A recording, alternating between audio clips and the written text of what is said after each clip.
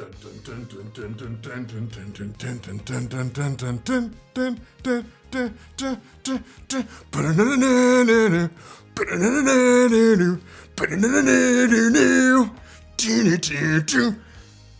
the Animated Series is coming back! Yes! I'm sorry, I'm so excited, people. Oh my God. X-Men the Animated Series is making a return. By the way, this is me recording in the new studio. Let me know how it sounds. If it sounds better, if it sounds worse, let me know. I'm very, very curious. Got sound blankets behind me, in front of me. I got a green screen behind me, but sound blankets in front of me. Oh my God. Oh my God. Okay, here's the thing, man.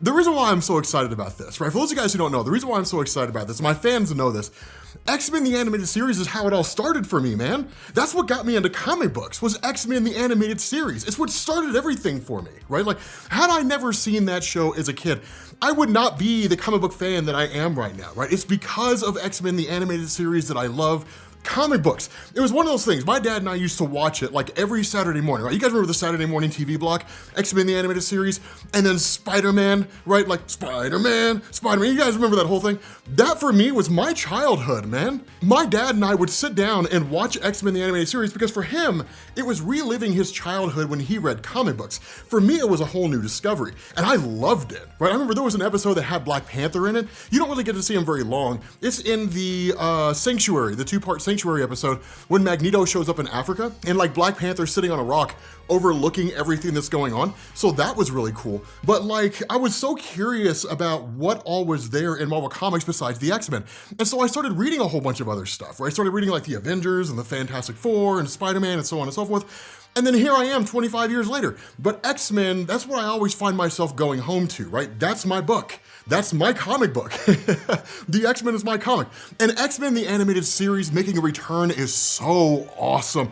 Here's the biggest question that I have, man, because this could only ever go a couple ways. Either it could be phenomenal and it just hits us right into the nostalgia feels and takes us back to a time when the world was just so much simpler and easier, or it could be disastrous. But nonetheless, the show itself, here was the thing. A lot of people get into this debate about what was better, like X-Men the Animated Series or Batman the Animated Series. Honestly, they were really, really good, but I always enjoyed the X-Men more. And there were hallmark episodes that just solidified the mythos, right? Just solidified X-Men for me in terms of what made the show so great, right? So, okay, we'll talk about the other stuff in the Rumor Roundup, whatever. We got a first look at like Moon Knight, right? So it's like, Moon Knight exists. Cool, bro. We got a first look at like She-Hulk. All right, awesome, whatever. Like, we'll do that on the Rumor Roundup, man. X-Men the Animated Series is where it's at. So here's the thing.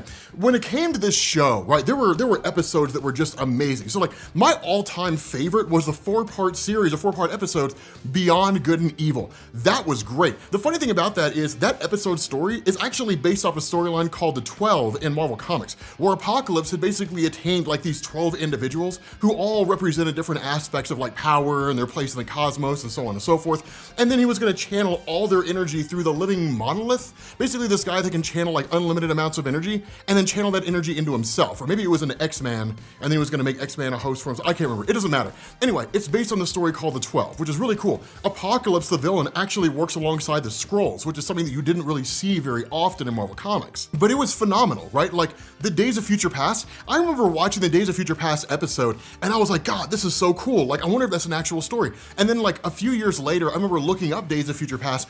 Story's totally different than what you saw in the episode, right? Bishop doesn't have hide nor hair in that story, but it was cool the way the episode played out in comparison to the original comic book story. But it was things like that, right? Time fugitives, right? So like Bishop and Cable basically have to team up to like face off against Apocalypse with the X-Men essentially. Like it was things like that. My entire childhood is wrapped up in X-Men the Animated Series as far as one of my favorite all-time TV shows go. And so for me, it's so exciting to see the series come back because as great as X-Men the Animated Series was, there were so many stories that they could have done that they never got around to doing, right? Most of X-Men the Animated Series, the name is actually kind of a misnomer. The show itself actually takes more stories from X-Factor than it does from X-Men.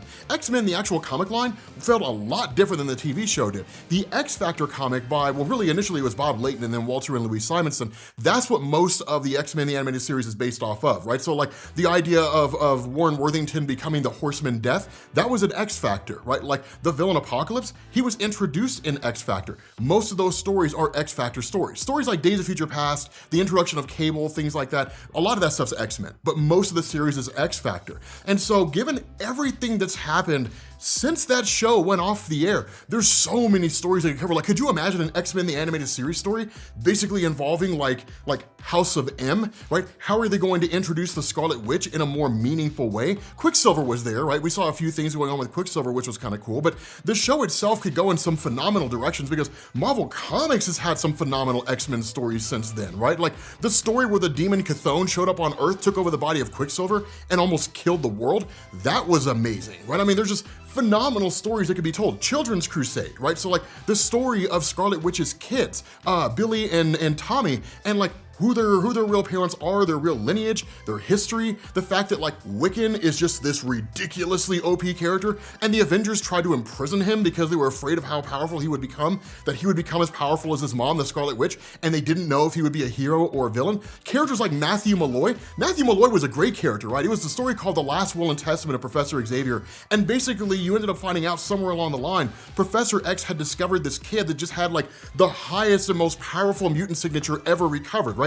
This kid, Matthew Malloy, just drew on energy from an extra dimensional source, and while you never got to see the full totality of what he would be capable of if he reached his peak, the stuff we did see him do was kind of stupid. There was one point where he was killed, he resurrected himself from the dead, and I don't even know how a person does that, right? The guy just resurrected himself. He could give himself any superhuman power, he could alter reality. I mean, the guy was ridiculously OP. They had to go back in time and stop him from being born in order to find a way to defeat him, right? I mean, that was it. That was the only thing that they could do to beat this guy. I mean, there's so many great stories to tell in the X-Men mythos, but what made the X-Men the Animated Series so great to begin with were the interpersonal connections, right? The kind of character-based storytelling, right? That was all Chris Claremont in the comics back in the day, and I'm sorry if I'm turning to Comics Explained here. I'm just really excited about this, right? So I'm kind of all over the place. But when Chris Claremont took over the X-Men back in 1975, it was basically this idea of telling stories from a perspective that basically showcased the characters. It was telling like a soap opera. So you had powers and you had events and different things like that,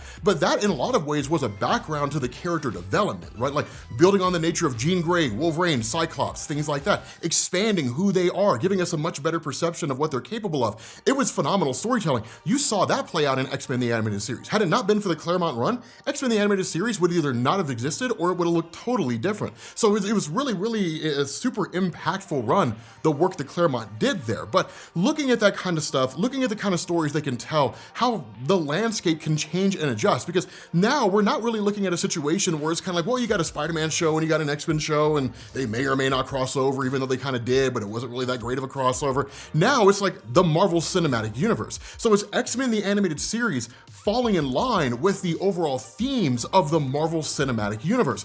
There's ample opportunity here. And this is one of the things to keep in mind, right? Like back in the day when Netflix first launched and you had like all the Marvel shows that first launched on Netflix, you had Kevin Feige on one hand and you had Jeff Loeb on the other. And they were always butting heads, right? Like they technically reported to Ike Perlmutter, but like they were always butting heads. And that's why you saw the Netflix series that referenced the events of Avengers, but it was stuff like The Event, right?